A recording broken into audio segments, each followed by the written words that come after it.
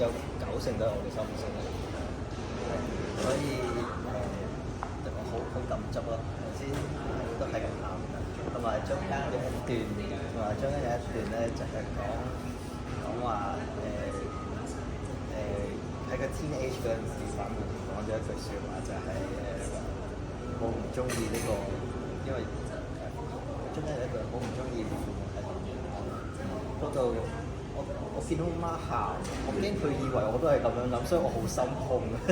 我媽喊會扶啲肥嚟嘅頭先，但係其實我冇咁樣諗過。雖然細個有反叛過，但係就係咯，希望佢唔咁會得。你快啲同佢講。我會轉頭同佢講，頭先佢喊得好犀利。哎呀，你要開翻。我會開翻。係。好，多謝你。多謝你。我翻譯嘅。我分享套戲，我覺得套戲會比較喺細節上或者個故事鋪排多好多吻合自己即係成長嘅經歷背景咁樣啦。咁所以就覺得好多位都好似轉塊鏡咁樣睇套戲。咁所以頭先啱啱都去同一齊大家分享嘅時候，其實當聽到其他 coder 去分享佢哋嘅經歷，其實都會見到都唔止我一個感受咗，所以覺得係有一個好有共鳴嘅地方咯。呢一個今晚，所以就都幾特別幾開心。多謝你做多謝你哋啊！得得。都得啊，講又得，收又得，呢套係好好睇，值得去睇，因為咧人生第一次睇我哋嘅 coder 嘅身份，我哋屋企嘅背景係好真實。睇完之後咧好多嘅回味，好多嘅感受，好值得去支持我哋嘅無人家庭。睇啦，真係好有共鳴咯。雖然佢其實係好成日聽咁樣嗨一嗨咁樣，但係其實可能因為我哋係 coder，就好明嗰件事，所以咧就佢唔需要講得好熱，我已經自己已經好就咁樣啦，咁之後嗰個佢自己教埋，之後嗰個分享嗰個環節就我聽到其他嘅 coder 嘅分享啦，因為我負責翻譯啊嘛，咁我分享其他嘅，其實我翻譯其他嘅 coder 嘅分享，咁又係聽到好有共鳴咯，佢哋啲嘢雖然未必係 exactly 發生喺我身上以前，但係都係即係差唔多嘅事，即係個情緒都係差唔多，跟住事唔一樣，但係個情緒都係差唔多嘅，跟住就覺得即係係咯。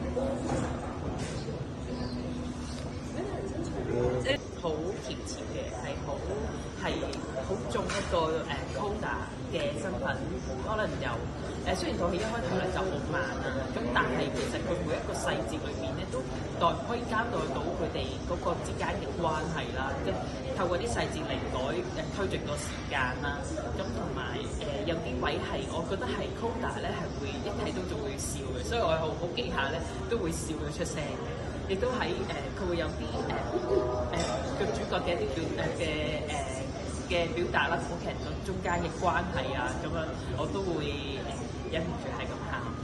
同埋最感動嘅係我嗰套戲最令我最發人深省嗰樣嘢就係其實要對屋企人好，即係有即係表達到coder喺呢個社會上面嘅一啲嘅掙扎位，但係亦都表現到其實屋企同人嘅父母應對自己子女好好咯，一般人係一樣冇分別咯。多謝。